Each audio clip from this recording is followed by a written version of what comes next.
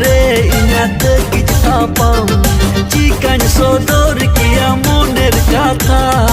इंदोन हुयु उतमा जुरी छाता सजनी रे मासे आमरे दीवाना